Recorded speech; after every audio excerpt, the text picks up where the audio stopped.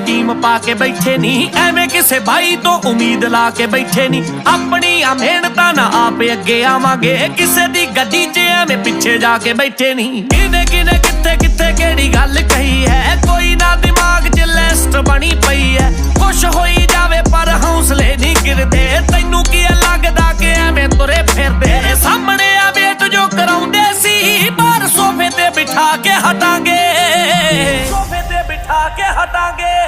ਉਹ ਛੋਟੇ ਛੋਟੇ ਘਰਾਂ ਵਿੱਚੋਂ ਉੱਠਿਆ, ਅਜੇ ਬਹੁਤ ਅੱਗੇ ਜਾ ਕੇ ਹਟਾਂਗੇ।